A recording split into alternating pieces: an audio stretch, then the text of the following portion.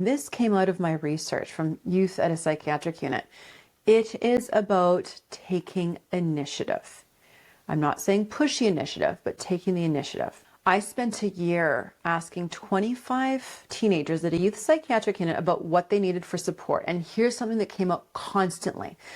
They want to be pursued.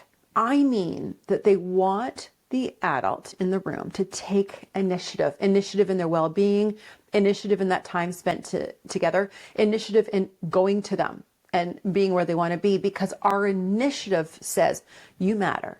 I see you. You are worthy. And I think that you are so fantastic that I want to spend this time with you. That is such a powerful thing for kids to know. And it was one thing that my students, that I was almost there for 5.5 years of that psychiatric unit, they didn't feel that they had many people in their lives taking that initiative. So let's talk about now action. Like, what do you actually do with this? So here's the first thing is just the time. Just having time. It is so hard for working parents, I know, to sometimes navigate all of that. And I myself have found recently it's really hard with me spending so many hours on building this brand to be able to shut down and take that time. Here's something else though. And this one's key to getting on their turf is stop talking for a bit. So what I mean by that is if your kid is chatting to you, listen well. So stop the talking all the time so that you can really listen to what your kid's saying. Am I listening just for the sake of listening?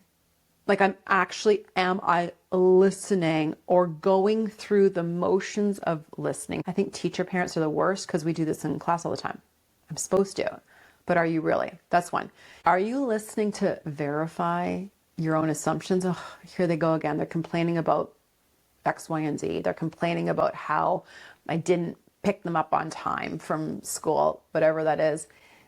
And when kids launch complaints at our own parent behavior, it's really hard to not consider like our own assumptions of here we go again, rather than just pausing and waiting and seeing what they have to say. Is that we often listen, ready for this, to plan our next response. So if your kid's going off at you about whatever you did wrong, we all do this. Start thinking of what I'm going to respond with. Am I planning my next response? So instead, reflect again, just pause and listen, and even take a few moments to consider, to say, let me think about this for a sec. Really hard to do, but I believe that it's possible to acquire that skill.